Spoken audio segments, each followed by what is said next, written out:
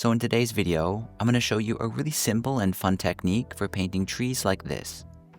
The process is a little bit repetitive, but I think it's kind of like that in a meditative or calming way. It's also very foolproof, and you're going to get a unique tree each time you follow the process. And to start, I'm going to paint a background wash for the canopy. So for the brush, I'll use the medium quill, and I'm going to use a very light greenish yellow tone, and I'll just rough out a kind of random blob like this. After that, I'll make another layer just above it, and I'll change the transparency mode of this to multiply. Then I'll change my color to a greenish tone, and I'm just going to use it to paint on these kind of random blobs or cells. And I'll start by just kind of choosing a random area like this, and I'm filling it in almost all the way to the edge of that initial wash. And then I'll go to the other side here just randomly and do another blob. And then I'll just go through until I have a bunch of blobs that kind of fit together. And you don't have to do each blob in one stroke. In some cases like this, you'll see I need to refine the edges a little bit. I just want to do my best to keep the blobs from touching and a sort of even boundary or gap between them. And this looks pretty good, but as you can see, I've got some darker areas with the overlapping strokes. So if you want, I recommend blending those out. So I'm going to switch to the water blender, and I'll just smooth those out.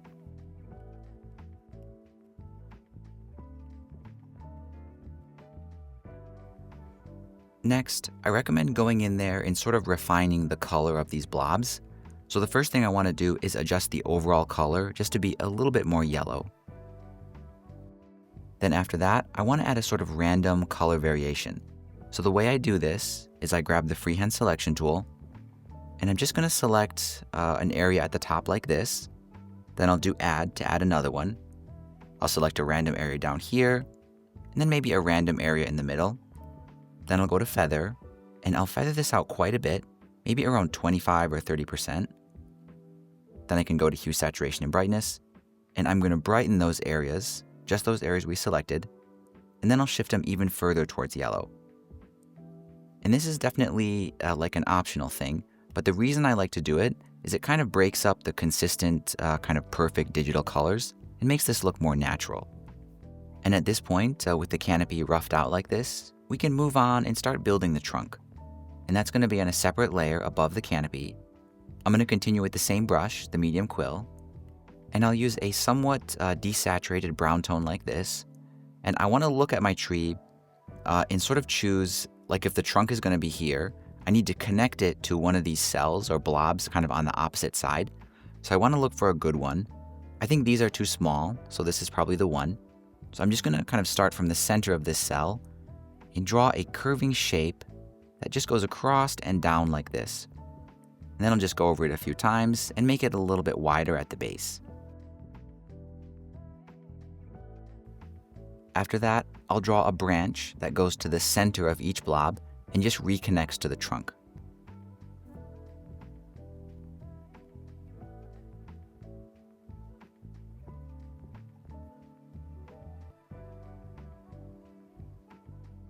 Next, I'll shrink my brush size quite a bit, and then I'll do maybe 4 or 5 branches within each, kind of within each of these green cells.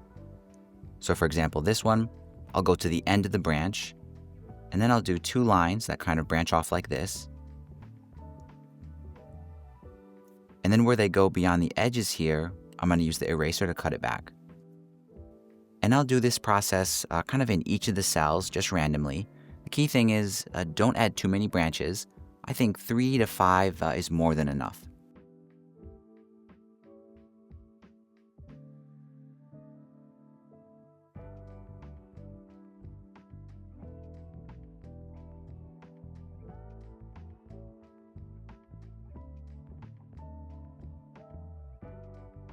And there we go. I think these branches look pretty good.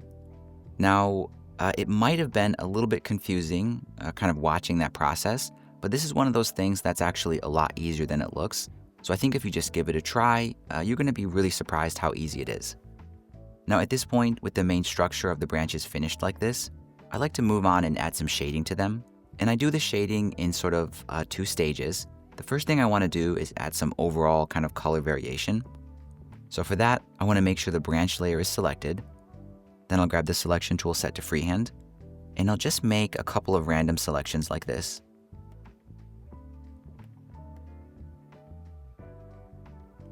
Then I'll feather that out around 30%.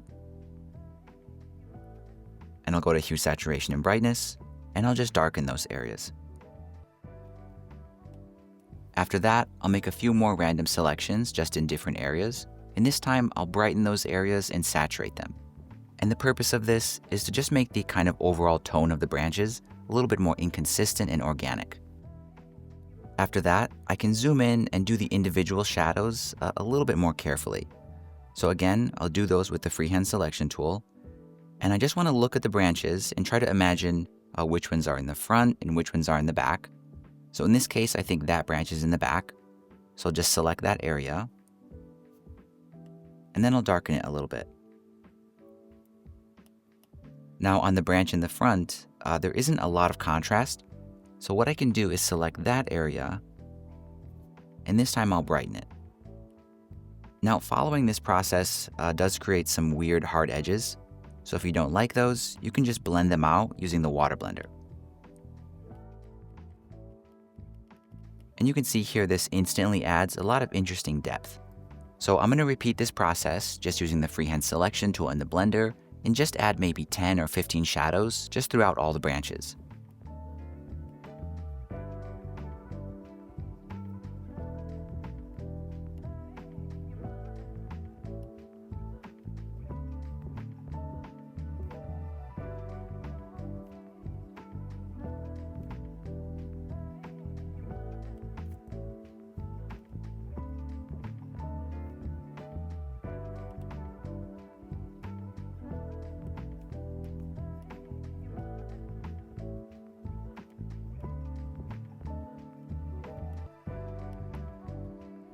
And there we go. I think this shading looks really nice. Now, before I move on, I want to fix a problem down here at the base of the trunk. So you can see all the strokes are sort of overlapping in a little bit of a weird way. So I'm going to fix it just by blending it. And you don't have to blend it completely smooth. I think the trunk should have a little bit of texture. I just want to get rid of this kind of digital effect. And finally, at this point, with the trunk finished, we can move on and paint the leaves. And these are going to be on their own layer above everything, and I'm going to set this layer to multiply. For the color, I'll use a kind of medium desaturated green tone. And then for the brush, I'm going to use the colored pencil brush, but I want to make a sort of modification to it.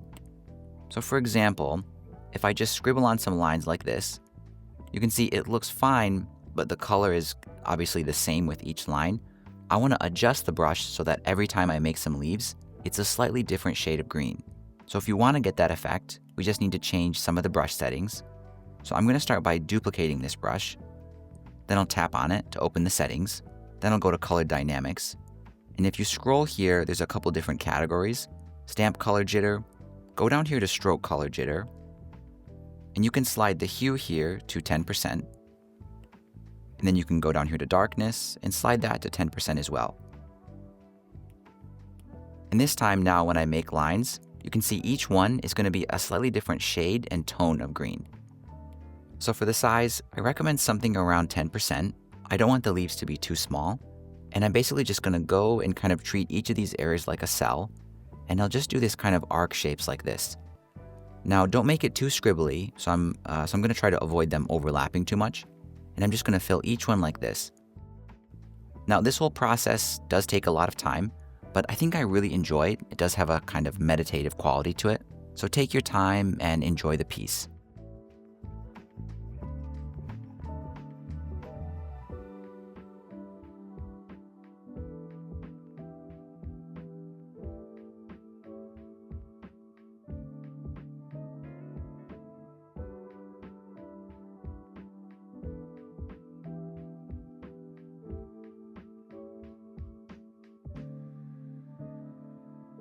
And there we go, these leaves are finished, and I really love how they turned out. There's just something so calming about the process there. Now at this point, the illustration is almost finished. There's just a few kind of refinements we need to do.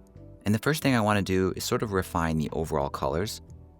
So all the different elements of the tree are still kind of separated onto their own layers, So what I'm going to do at this point is just go through and adjust the hue, saturation, and brightness of each element and just kind of tune the overall illustration.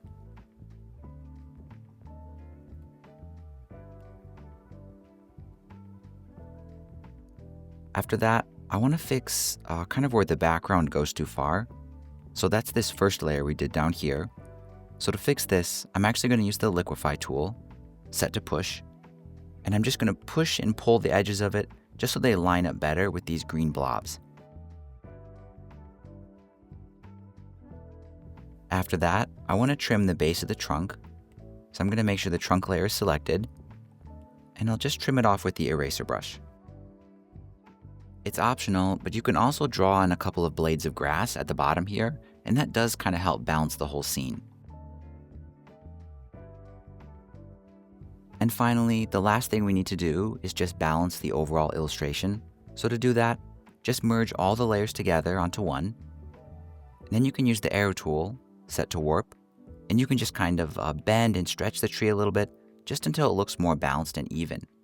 Now in my case, I'm also considering the paper I want to print it on, so I'm going to make the tree a little bit more square so it fits better on that. And just like that, this tree is finished. Now, the main reason I chose this subject for today's video is really just because I was struck by how calming and meditative the whole process was. So even if you don't really want to paint a tree for your project, I recommend giving this process a try because it's a very calming and creative way to spend maybe an hour at a nice cafe.